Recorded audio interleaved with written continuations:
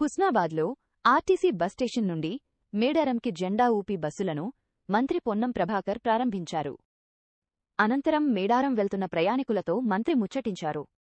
గిరిజన సంప్రదాయాలకు వేదికగా సమ్మక్క సారలమ్మ జాతరకి ఉత్తర తెలంగాణలోని 51 బస్ స్టేషన్ల ద్వారా ఆర్టీసీ 4000 బస్సులను ఏర్పాటు ఫంక్షన్. ఇక్కడి నుండి 50 బస్సులను సమ్మక్క సారలమ్మ జాతరకి ప్రత్యేకంగా కేటాయించడం జరిగిందని అన్నారు.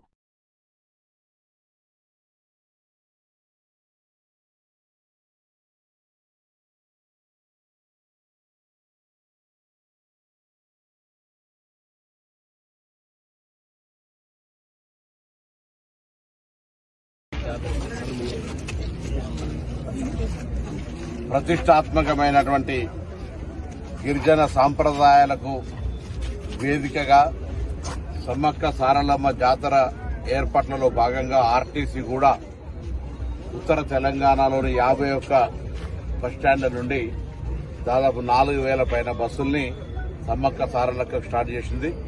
ఈరోజు హుస్నాబాద్ నుంచి కూడా మరి బస్సును లాంఛనంగా ప్రారంభించాం.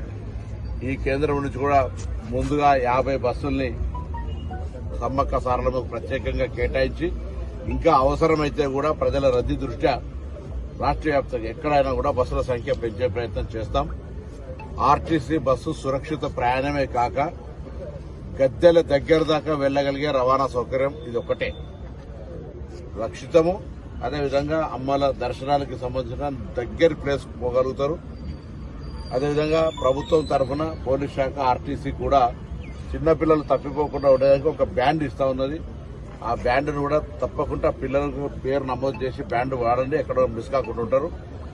ఆర్టీసీ సమ్మక్క సారలమ్మకు సంబంధించి ప్రజల సౌకర్యం కొరకు అన్ని రకాల ఏర్పాట్లు చేసింది.